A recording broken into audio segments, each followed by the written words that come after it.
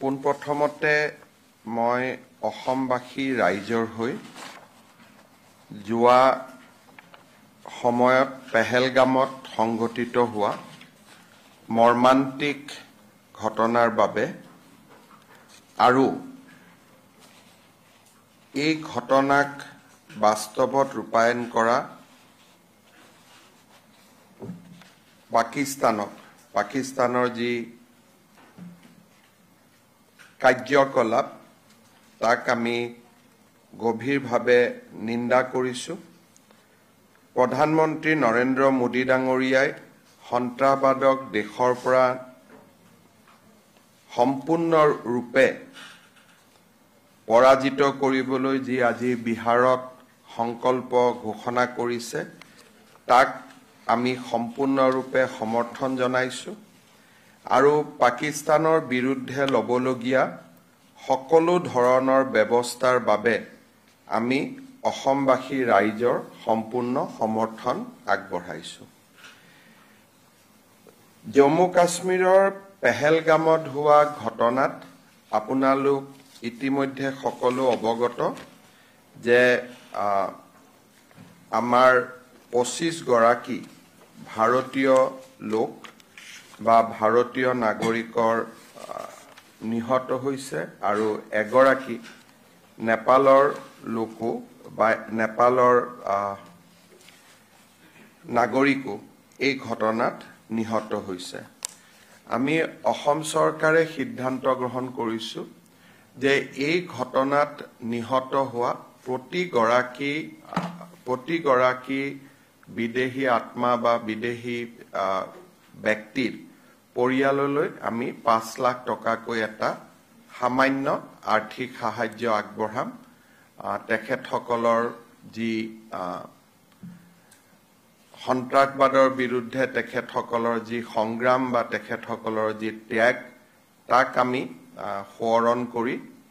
আৰু তেখেতসকলৰ পৰিয়ালৰ প্ৰতি শ্ৰদ্ধা জনাই আমি এটা কিঞ্চিত 5 লাখ টকাৰ আৰ্থিক সাহায্য এটা প্ৰতিগৰাকী নিহতৰ পৰিয়াললৈ আগবঢ়াবলৈ আমি সিদ্ধান্ত গ্ৰহণ কৰিছোঁ। বহুদিন ধৰি আমাৰ ৰাজ্যখনো সন্ত্ৰাসবাদত আক্ৰান্ত হৈ আছিলে, সেয়েহে সন্ত্ৰাসবাদত নিহত প্ৰতিটো পৰিয়ালৰ দুখ আৰু মৰ্মবেদনা আমি অনুভৱ কৰোঁ আৰু দেশত এনেধৰণৰ ঘটনা বিশেষকৈ পেহেলগামত হৈ যোৱা ঘটনাই প্ৰতিজন অসমবাসীৰ মন মগজুক আঘাত কৰিছে। আমি সাংঘাতিকভাৱে দুখ পাইছোঁ আৰু এই গোটেই যুদ্ধখনত এই পৰিয়ালকেইটিৰ লগত থিয় হৈ থাকিবৰ বাবে আমি এই সামান্য ধনৰাশি প্ৰতিগৰাকী নিহত পৰিয়াললৈ আগবঢ়াবলৈ সিদ্ধান্ত গ্ৰহণ কৰিছোঁ। এই সংক্ৰান্তত আমি দেখা পাইছিলোঁ যে কিছুমান ব্যক্তিয়ে সমগ্ৰ দেশতে যিকোনো প্ৰকাৰে পাকিস্তানৰ পৰা দৃষ্টি আঁতৰাই আনি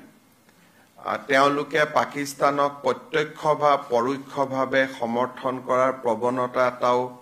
আমি দেখা পাইছোঁ। অসমতো আমাৰ বিধায়ক আমিনুল ইছলামে আগবঢ়োৱা বক্তব্যই অসমৰ ৰাইজক ক্ষোভিত কৰিছে। পাকিস্তানক এক প্ৰকাৰ সমৰ্থন কৰাৰ যিটো প্ৰচেষ্টা সেই প্ৰচেষ্টাত আমি সকলো সাংঘাতিকভাৱে আঘাত পাইছোঁ। আজি অসম পুলিচে তেখেতক দেশদ্ৰোহিতাৰ গোচৰত গ্ৰেপ্তাৰ কৰিছে আৰু মই আশা কৰোঁ যে অসম পুলিচে তেওঁক আদালতৰ সন্মুখলৈকে লৈ যাব আৰু আদালতে এই ধৰণৰ ঘটনাৰ যথাযোগ্য বিচাৰ কৰিব। মই এষাৰ কথা সকলোকে বিশেষকৈ যি বিভেদকামী শক্তি ভাৰত বিৰোধী শক্তি আমাৰ দেশত সক্ৰিয় হৈ আছে তেখেতসকলক মই সতৰ্ক কৰি দিব খোজো যে প্ৰত্যক্ষ বা পৰোক্ষভাৱে পাকিস্তানক সমৰ্থন কৰিবলৈ লোৱা যিকোনো প্ৰচেষ্টা অসমৰ মাটিৰ পৰা আমি হ'ব নিদিওঁ আৰু এনেকুৱা ধৰণৰ প্ৰচেষ্টা সংঘটিত হ'লেই ছ'চিয়েল মিডিয়াৰ পোষ্ট হওক ফেচবুকৰ পোষ্ট হওক বা আন ধৰণে প্ৰত্যক্ষ বা পৰোক্ষভাৱে পাকিস্তানক সমৰ্থন কৰিবলৈ চেষ্টা কৰিলে অসম পুলিচক পোনছাটেই ব্যৱস্থা ল'বলৈ মই নিৰ্দেশ দিছো আৰু অসম পুলিচে এই ক্ষেত্ৰত সক্ৰিয়তাৰে ব্যৱস্থা গ্ৰহণ কৰিব। পাকিস্তানৰ ঘটনাটোৰ পৰা অকণমান মই আঁতৰলৈ যাব খুজিছো। যোৱা কেইদিনমান আগতে মই প্ৰধানমন্ত্ৰী নৰেন্দ্ৰ মোদী ডাঙৰীয়াক নতুন দিল্লীত সাক্ষাৎ কৰিছিলোঁ আৰু এই সাক্ষাতৰ যিটো মূল লক্ষ্য সেই মূল লক্ষ্যটো আছিল যে আমি ভূপেন হাজৰিকা ডাঙৰীয়াৰ ভাৰতৰত্ন ভূপেন হাজৰিকা ডাঙৰীয়াৰ জন্ম শতবাৰ্ষিকী যাতে সুন্দৰভাৱে বছৰজোৰা কাৰ্যসূচীৰে আমি অনুষ্ঠিত কৰিব পাৰোঁ। প্ৰধানমন্ত্ৰী ডাঙৰীয়াই অসম চৰকাৰৰ এই প্ৰচেষ্টাক শলাগিছে আৰু তেখেতেও কেইটামান পৰামৰ্শ দিছে যে কেনেকৈ এই গোটেই বছৰটোক আমি ভূপেন হাজৰিকাৰ কীৰ্তি ভূপেন হাজৰিকাৰ অৱদান ইয়াক ৰাষ্ট্ৰ মঞ্চলৈ লৈ যাব পাৰোঁ আৰু তেখেতে নিজে 8 ছেপ্টেম্বৰত এই আৰম্ভণি অনুষ্ঠানত মুখ্য অতিথি হিচাপে যোগদান কৰাৰ বাবে তেখেতে আমাক প্ৰতিশ্ৰুতি দিছে। খুব কম দিনৰ ভিতৰতে আমি ৰাজ্য চৰকাৰে উদযাপন সমিতি ঘোষণা কৰিম আৰু ইতিমধ্যে উদযাপন সমিতিত যোগদান কৰিবলৈ মই উত্তৰ পূৰ্বৰ মুখ্যমন্ত্ৰীসকলকো আহ্বান জনাইছো আৰু মই ভাবোঁ যে আমি যথেষ্ট গৰিমা আৰু গাম্ভীৰ্যতাৰে সৈতে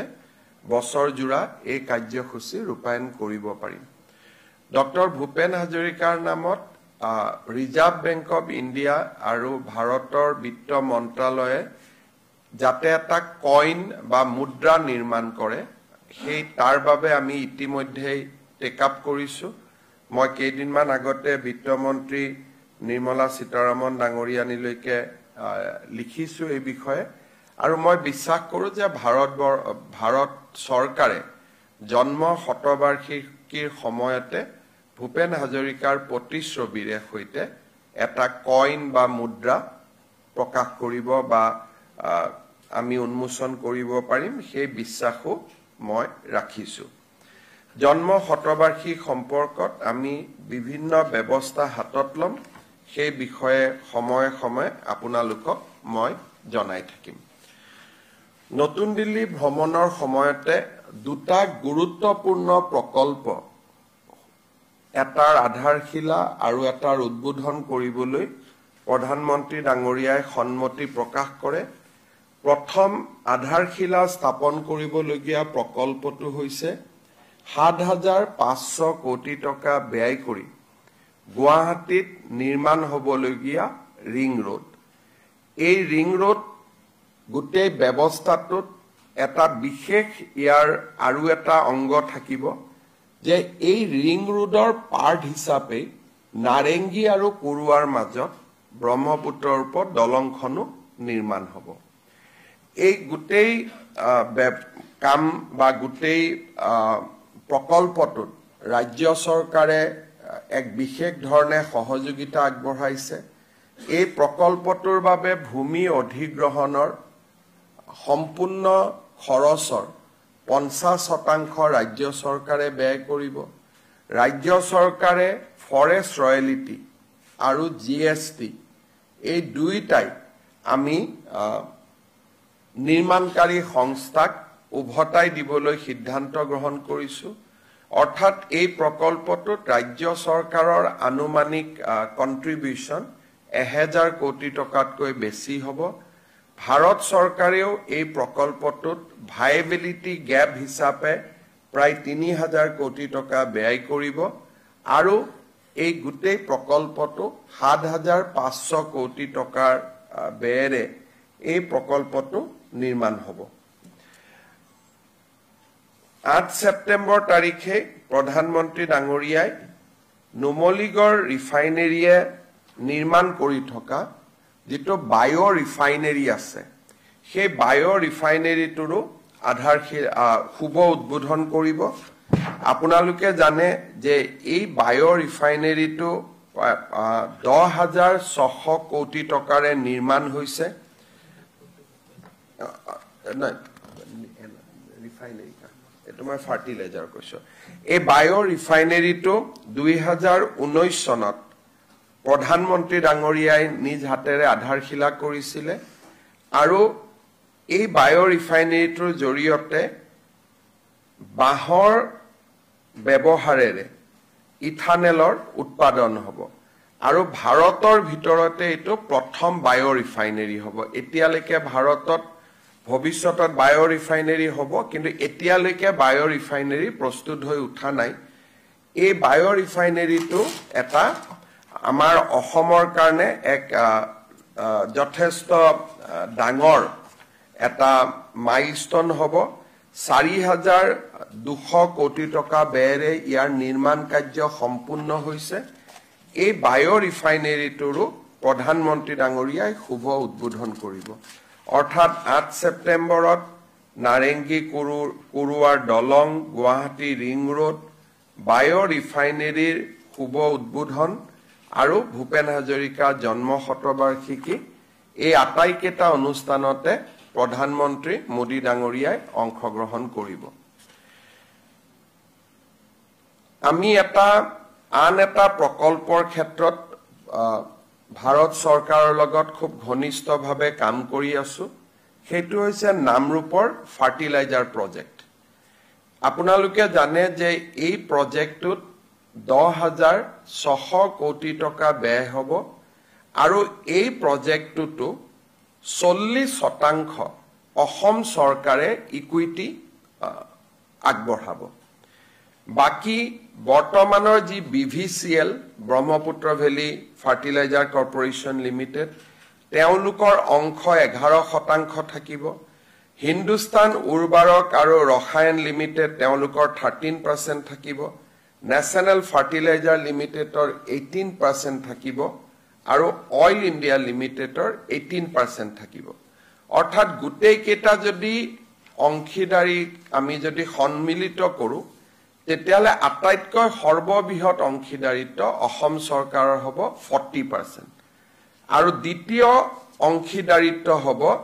অইল ইণ্ডিয়া লিমিটেড আৰু NFL নেশ্যনেল ফাৰ্টিলাইজাৰ লিমিটেড 18 আৰু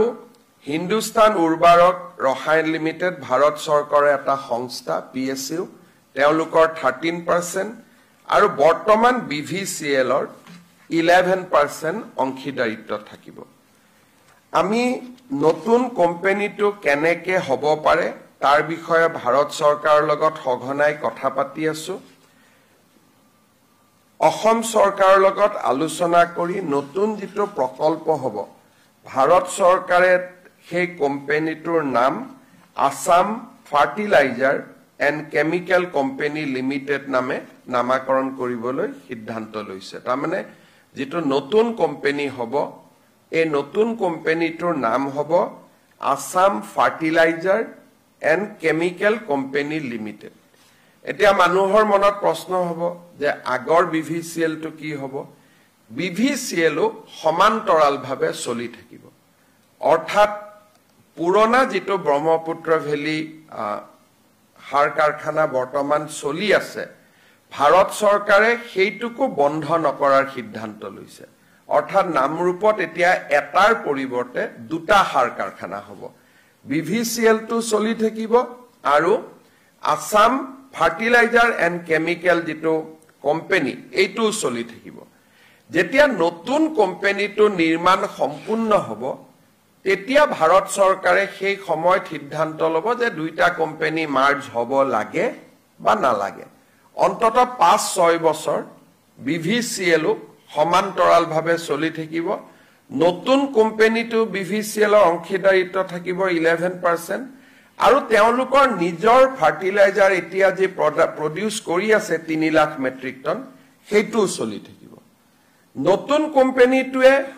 ফাৰ্টিলাইজাৰ কৰিব 12.7 লাখ তাৰমানে যদি দুইটা লগ লগাই দিও ই 15.7 লাখলৈকে ই আগবাঢ়ি যাব দেশৰ ভিতৰতে one of the largest fertilizer company ই হবগৈ এই কোম্পানীটোৰ জেভি এগ্ৰিমেণ্ট নতুন কোম্পানী ফৰ্ম কৰা এই গোটেই কামবিলাক বহুত দ্ৰুত গতিত আগবাঢ়ি গৈছে আৰু মই ভাবো যে নতুন কোম্পানীটোৰ কাম কাজৰ টেণ্ডাৰ আদিও সেপ্টেম্বৰত প্ৰকাশ হ'ব আৰু ডিসেম্বৰৰ ভিতৰত এই নতুন সাৰ কাৰখানাটোৰো আমি কাম আৰম্ভ কৰিব পাৰিম সমান্তৰালভাৱে বিভিচিএলও যাতে আৰ্থিক সংকটত নপৰে সময়ে সময়ে ভাৰত চৰকাৰে তাতো পুঁজিৰ যোগান ধৰি থাকিব যাতে পুৰণা কোম্পানীটো বন্ধ হৈ নাযায় নতুন কোম্পানীটো নিৰ্মাণ হয় আৰু 5-6 বছৰ পিছত সিদ্ধান্ত লোৱা হ'ব যে পুৰণা নতুন দুইটা একে হৈ যাব নে দুইটাই সমান্তৰালভাৱে আৰু কিছুদিন চলি থাকিব তাৰ মানে অসমৰ কাৰণে দুটা ভাল খবৰ বিভিচিএলও চলি থাকিব আসাম ফাৰ্টিলাইজাৰ এণ্ড কেমিকেল যেটো নতুন কোম্পানী হেতু চলি থাকিব বৰ্তমান পৰৱৰ্তী সময়ত তাৰ সিদ্ধান্ত হ'ব নতুন কোম্পানীটোত বিভিচিএলৰ 11% অংশীদাৰিত্ব থাকিব অসম চৰকাৰৰ 40% অংশীদাৰিত্ব থাকিব এই দুইটা কথা আমাৰ খুব বিশেষকৈ বায়ো ৰিফাইনাৰী নামৰূপৰ সাৰ কাৰখানা এই দুইটা কথা খুব সুন্দৰভাৱে আগবাঢ়ি গৈছে এডভান্টেজ অসমৰ সময়ত আমি আদানী গ্ৰুপৰ লগত 50,000 কোটি টকাৰ বিনিয়োগৰ কথা পাতিছিলো তেওঁলোকেও খুব ইন্টাৰেষ্ট লৈছে তেওঁলোকেও মোক প্ৰতিশ্ৰুতি দিছে যোৱা 10 দিনত দুবাৰকৈ তেওঁলোকে আহি মোক সাক্ষাৎ কৰিছে যে অক্টোবৰ মাহৰ ভিতৰত তেওঁলোকে গুৱাহাটী বিমানবন্দৰৰ শুভ উদ্বোধন কৰিব হিদিনাখনেই তেওঁলোকে গুৱাহাটীৰ এৰো চিটিৰ কাম নতুনকৈ শুভাৰম্ভণি কৰিব আৰু অসমত যদি অসম চৰকাৰৰ লগত আমি প্ৰকল্প মাটি বাৰী দিব পাৰো তেতিয়ালে তেওঁলোকে বাকি থকা 40,000 কোটি টকাও এয়াৰপোৰ্ট এৰো চিটি 10,000 কোটি টকা বাদ দি বাকি 40,000 কোটি টকাও তেওঁলোকে খুব সোনকালে ব্যয় কৰিব খুজিছে ঠিক তেনে ধৰণে আমাৰ এডভান্টেজ অসমৰ সময়ত স্বাক্ষৰিত হোৱা ভাৰত চৰকাৰৰ দুটা প্ৰজেক্ট খুব দ্ৰুত গতিত অনুমোদনৰ ফালে আগবাঢ়ি গৈছে এটা হৈছে গুৱাহাটী আৰু শিলচৰৰ মাজত 25,000 কোটি টকাৰ নতুন গ্ৰীনফিল্ড হাইৱে গ্ৰীনফিল্ড তাৰ মানে পুৰণা ৰাস্তা নহয় সম্পূৰ্ণ নতুন ৰাস্তা হ'ব বৰাপানীৰ মাজেৰে গৈ পাঞ্চগ্ৰামত উঠিব হিউ খুব এটা অনুমোদনৰ দিশত তীব্ৰ গতিত আগুৱাই গৈছে আৰু নুমলীগড় আৰু গহপুৰৰ মাজৰ টানেলৰ অনুমোদনৰ দিশতো খুব আগুৱাই গৈছে গতিকে এই গোটেইখিনি যদি হৈ যায় তেতিয়াহলে ডিসেম্বৰ মাহৰ ভিতৰতে প্ৰায় 1 লাখ কোটি টকা এডভান্টেজ অসমত ঘোষণা কৰা প্ৰায় 1 লাখ কোটি টকা আমি ধৰাতলত দেখিব পাম হয়তো অলপ বেছিও হ'ব পাৰে যদি কাছাৰৰ ৰাস্তা হয় 25,000 নুমলীগড় 12,000 25 বাৰে 37,000 আদানীৰ 50,000 87,000 নামৰূপৰ সাৰ কাৰখানা 10,000 তাৰমানে 97,000 আৰু কেইবাটাও প্ৰকল্পৰ বা উদ্যোগৰ লগত আমাৰ কথা বতৰা চলি আছে প্ৰায় ডিসেম্বৰ মাহৰ আগতে 1 লাখ কোটি টকাৰ প্ৰকল্পৰ কাম আৰম্ভ হৈ যাব বুলি আমি আশা কৰিছো মানে উল্লেখ কৰাৰ কাৰণ এইটোৱে যে ভাৰতত যিমান ইন্ডাষ্ট্ৰিয়েল সামিট হৈছে ইমান স্পিডত লগে লগে গতি লাভ কৰা আমি অসমে এটা উদাহৰণ হ'ব গৈ আছে আৰু প্ৰধানমন্ত্ৰী ডাঙৰীয়া আৰু গৃহমন্ত্ৰী ডাঙৰীয়াই নিজে যথেষ্ট দিল্লীৰ প্ৰায় তেওঁলোকে কাম কৰি আছে তেওঁলোকে সকলোকে ইনস্পায়াৰ কৰি আছে যাতে অসমৰ ঘোষণাখিনি বাস্তৱত ৰূপায়িত হ'ব পাৰে এইখিনি কথাকে শেয়াৰ কৰিবৰ কাৰণে আপোনালোকক মাতিছিলো কিবা যদি গোটেই কেটা বিষয়ৰ ওপৰত আপোনালোকে সুধিব খোজা সুধিব পাৰে Sir, if you can repeat in English in gist. People of Assam is extremely angry with the recent terrorist attack in Pahalgam. Although no one from Assam has died in the terrorist attack, but still people of Assam is extremely angry. we are with Prime Minister Narendra Modi. Whatever decision he will take to root out, to completely wipe out terrorism and militancy from the soil of India, we will completely support him, we will stand behind him. Assam is one of the states who has been the worst sufferer of terrorism and militancy. We have seen this kind of massacre in the past, so we can feel the grief, we can feel the pain of the families who has lost near and dear one in the Pahalgam massacre. Assam is a very, Assam is not a very huge economically rich state, but at the same time, as a token of gesture, as a token of solidarity, Government of Assam has decided to extend a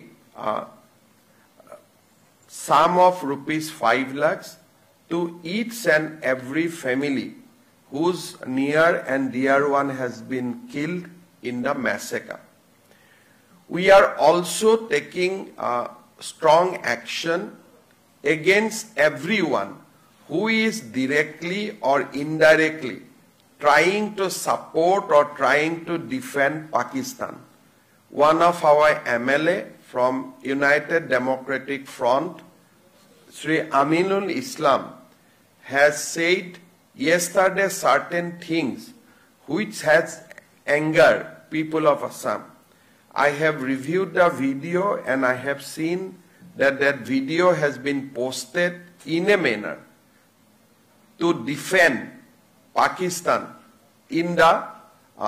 terror in Pakistan and in its complicity in the terrorist attack. I have instructed Assam Police to take strong action against the MLA. DGP has informed me that he has been arrested and he has been booked in the charge of sedition. So we'll take this case to the logical conclusion. I'd like to warn everybody who is in Assam that any attempt to defend Pakistan directly or indirectly will be taken head on and will take strongest possible action. The action against the MLA is one such example, but we can go further and will hunt down each and everybody, whoever try to support directly or indirectly Pakistan, and this is what we have conveyed in strongest possible terms to my police and also to the other law enforcing agencies. India has revoked visas of Pakistani nationals, but given the fact that in the past also people like David Hadley had been in India on a foreign visa and long-term visa, there are many people who have long-term visas in India and have multiple entry visa for Pakistan. So these people also come under strict scrutiny. I think this question should be posed to the Government of India. This is a delicate time. I don't want to comment anything. Government of India is proceeding with a clear-cut strategy. So we should not comment on that. We should leave it to the Honorable Prime Minister. Sir, in the view of the Pahalgam attack, is Assam government considering a review of the security arrangements along the tourist attractive places in Assam? We are also concerned about Bangladesh and recent hobnobbing between the Bangladesh and Pakistan. So we have alerted our security agencies to take a watch whatever is going on across the border and also remain vigilant. However, we directly do not share any land borders with Pakistan. So that is why I think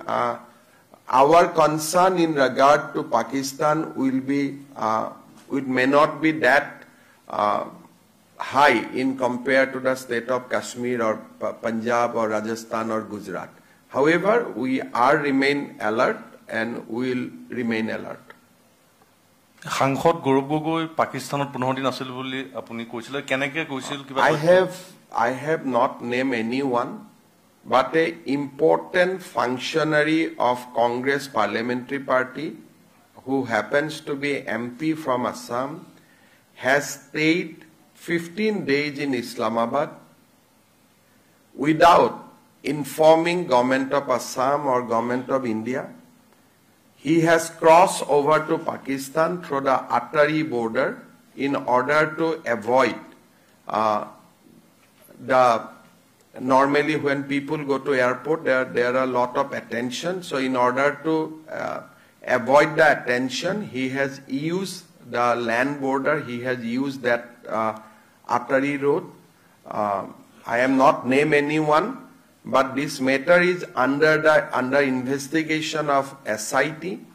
We have got certain important evidence that the wife of MP used to receive salary from Pakistan for good 3 years. She was working in Delhi, but her salary used to came from Pakistan. So these evidences are already with us. We have examined the various staff of that organization. Everybody has confessed, yes, that is true. We have statements. However, in the month of June, July, we are going to discuss this thing with the Honorable MP. Assam Police SIT will meet the MP as well as his family to have his point of view, and then report will be submitted before September. But it is a fact that he spent good 15 days in Islamabad without informing Government of India and Government of Assam. He has also made a dubious trip to Nepal during that period of time. You all know that ISI was very active in Nepal at that point of time. So back to back, a travel has also been seen to Nepal. We have examined, there was no public engagement reported. It was mostly a clandestine visit. So we'll also try to join the knots whether the visit of Pakistan and Nepal has any connection or it was